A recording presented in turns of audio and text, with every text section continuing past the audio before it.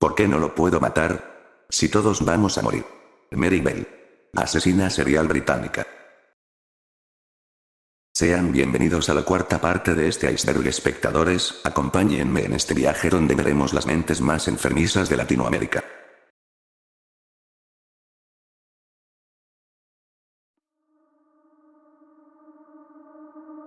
Cayetano Domingo Grossi, nacido en una fecha desconocida del año 1854, en Bonifati, Italia, y muriendo el 6 de abril del año 1900 en Buenos Aires, Argentina, fue un asesino en serie argentino de origen italiano responsable de al menos 5 asesinatos.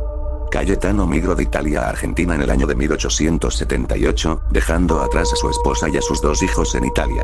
Una vez llegado a Argentina se establece en el barrio de Retiro, en donde trabajaría en la oficina de inmigración hasta el año de 1888, donde tras perder su empleo trabajaría como carretero. En 1879, a un año después de su llegada a Argentina, estaría preso 6 meses en la penitenciaría por haberse peleado con un vecino. Tras ser liberado, conocería y después se casaría con Rosa Ponce de Nicola, una descendiente de italianos, viuda y con 3 hijas. Catalina, Clara y María. Aparte tuvo otros 3 hijos con Rosa, los cuales fueron Carlos, Teresa y Lorenzo. Y aquí es donde comenzarían sus crímenes. Grossi violaba a sus hijastras dejándolas embarazadas. Una vez que nacían los hijos que tenía con sus hijastras los mataba, ya sea quemándolos o aplastando sus cráneos para posteriormente desmembrarlos. Su primer asesinato fue cometido el 29 de mayo de 1896.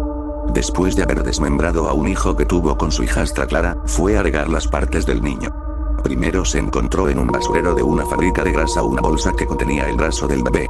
Los hallazgos fueron comunicados a la comisaría 12, donde el jefe policial ordenó que se realizara una inspección del lugar. Tras una inspección, encontraron en un depósito de arena cercano un cráneo destrozado, piernas y el otro brazo. Las autoridades llegaron a la conclusión que todas las partes eran del mismo cuerpo. La autopsia reveló que el niño murió por una fractura de cráneo, pero la investigación no arrojó ninguna pista que los llevará a Cayetano o algún otro sospechoso, dejando el crimen sin resolver. El segundo crimen de Cayetano ocurriría 2 años después, en 1898, en el mismo lugar donde encontraron los restos del infante de 1896. El 5 de mayo de 1898, se encontró un cuerpo de un recién nacido con el cráneo destrozado en un avanzado estado de descomposición.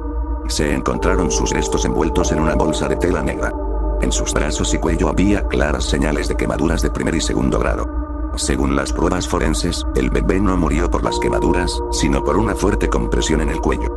Los policías interrogaron al carretero que llevaba la basura al basurero local, quien confesó que había visto los restos, pero por miedo a que lo consideraran un involucrado, decidió no decir nada a la policía. Los investigadores notaron que la bolsa en la que se encontró el cuerpo del infante tenía numerosos parches, enmendaduras y partes cosidas como si hubiera sido utilizada por algún vendedor ambulante o vagabundo. Y dentro se encontraron restos de cigarrillos y granos de anís. Lo que hizo que las autoridades consideraran que el perpetrador era de origen español o italiano, ya que la gente de España e Italia tenían la costumbre de llevar semillas de anís. Las demás prendas, por su calidad y estado, mostraban que su dueño era de un bajo estrato social. Los policías comenzaron a vigilar el carro de la basura y posteriormente dirigieron su búsqueda hacia los barrios más pobres y turbios de Buenos Aires. Fue entonces que el día 9 de mayo de 1898, en la calle Artes 1438 del barrio de Retiro de Buenos Aires, recibieron información sobre una familia que siempre vestía de negro. La familia mencionada estaba integrada por Rosa Ponce de Nicola, su esposo, Cayetano Domingo Grossi, carretero de profesión, las 2 hijas mayores de Rosa, Clara y Catalina, y 3 hijos menores. La policía supo por testimonios de vecinos que Grossi tenía relaciones íntimas con sus hijastras. También afirmaron que vieron a Clara estando embarazada poco tiempo antes, y a los pocos días se encontraba en estado normal, sin saberse qué pasó con su bebé. Un día después, el 10 de mayo, la policía ordenó la inspección de la casa de la familia de Cayetano, en la que se encontrarían una desagradable sorpresa. Se encontraron con una lata que contenía los restos de un infante desmembrado envuelto en trapos, confirmando así la culpabilidad de Cayetano. Grossi le explicó a las autoridades que el saco encontrado en un basurero era realmente de su hijo Carlos, y que él había matado al bebé por pedido de Clara. También dijo que el otro bebé había nacido supuestamente muerto. Esa noche, Rosa y su hija Clara declararon que esta última tuvo 2 hijos con Grossi, quien inicialmente negó haber tenido relaciones sexuales con sus hijastras y culpó a sus novios de sus embarazos. Pero finalmente, unos días después, terminaría confesando haber asesinado al primer bebé encontrado en 1896. Al mismo tiempo confesó haber quemado a varios bebés más, pero sin asumir por completo la culpa de haberlos matado. En interrogatorios posteriores, Grossi reconoció haber tenido un hijo con Catalina y 4 con Clara, afirmando que mató a 3 estrangulándolos, mientras que sus hijastros quemaron a los 2 restantes. Rosa, Clara y Catalina aceptaron los 5 crímenes, pero culparon a Grossi de la muerte de los recién nacidos. La sumisión y obediencia que presentaban las mujeres a Cayetano fue algo que llamó la atención de la policía argentina. Se llegó a mencionar que en una ocasión Grossi intentó violar a una de las hijas menores de Rosa, pero las hermanas lo impidieron. Finalmente, se estableció que el propio Grossi ayudó con los partos y luego arrojó a los bebés al fuego, lo que fue presenciado por las mujeres. Las autoridades argentinas declararon a Cayetano como culpable y autor material de los asesinatos de los infantes. Fue condenado a muerte por el juez Ernesto Malero. Finalmente fue fusilado el 6 de abril del año de 1900. En cuanto a sus hijas y esposa, fueron condenadas a 3 años de prisión, ya que fueron consideradas encubridoras de los homicidios. Los caníbales de la Patagonia fueron una banda de asesinos seriales que operaron en la Patagonia Argentina. Cometieron sus crímenes entre los años de 1905 y 1909, llegando a cometer alrededor de 100 asesinatos. Las víctimas de los caníbales eran comerciantes de Medio Oriente, específicamente palestinos, libaneses y turcos. Sus víctimas que pasaban por la Patagonia Argentina eran empleados de empresas de origen turco o árabe que eran enviados a Argentina para trabajar de mercaderes. Las víctimas pasaban por la Patagonia, transportando diversos productos y artículos. Entonces aquí es donde los caníbales ponían en práctica su modus operandi. Ellos sorprendían a los mercaderes en el camino, y con amabilidad los invitaban a pasar la noche o a descansar en un campamento, donde eran recibidos con suculentas preparaciones de cordero y vino. Con todo esto, los mercaderes, cansados de un largo viaje a través de la Patagonia, accedían sin negarse a la aparentemente inofensiva oferta de los caníbales. Una vez sus víctimas entraban en confianza, procedían a matarlos, para posteriormente descuartizarlos y consumir sus restos. Desmembraban a sus víctimas de una forma salvaje en la que extraían e ingerían los corazones, el pene y los testículos con el fin de aumentar su virilidad. Los demás restos de sus partes desmembradas iban a parar a las calderas de Macagua, chamán quien practicaba con ellos extraños rezos, remedios y hechizos.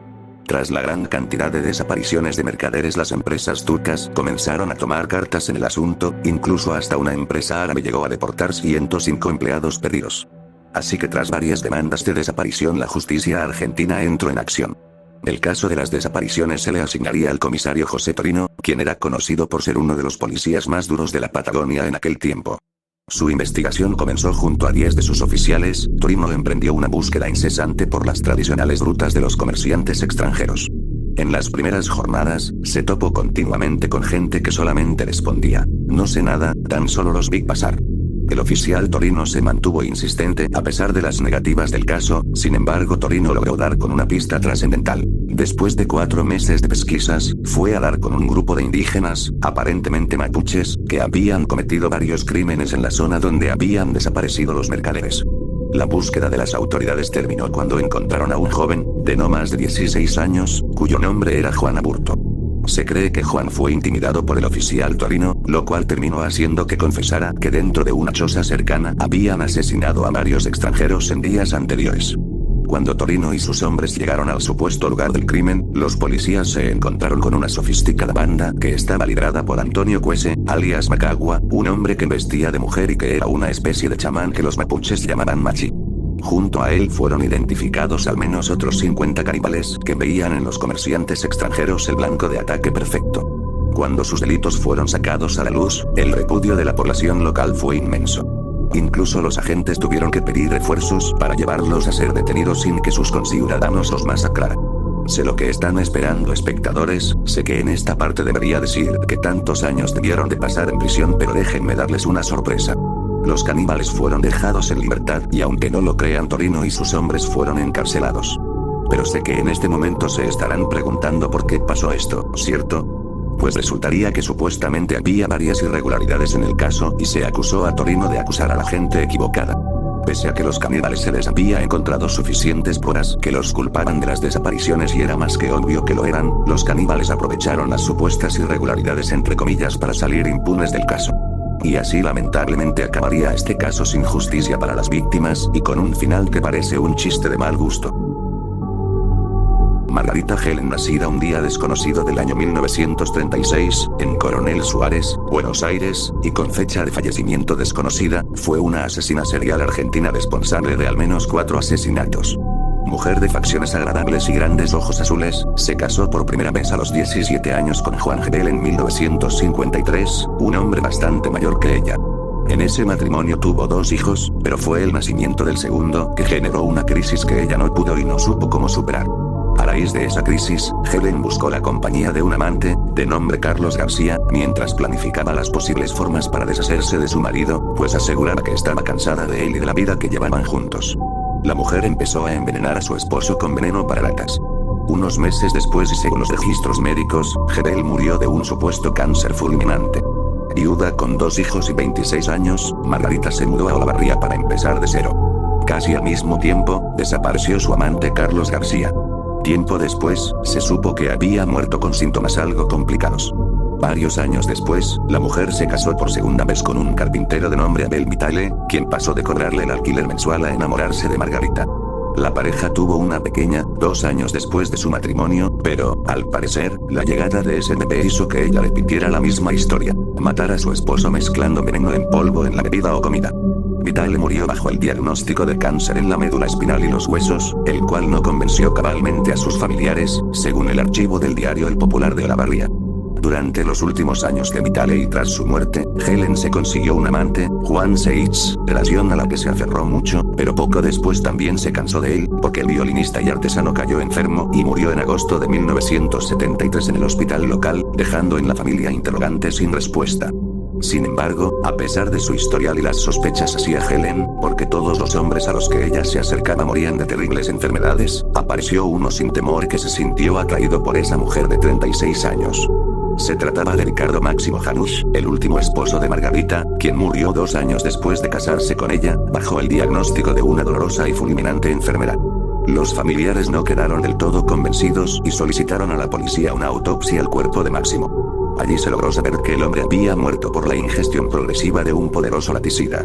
Gracias a este informe, iniciaron una investigación en contra de Helen, que finalmente fue detenida el 22 de enero de 1978.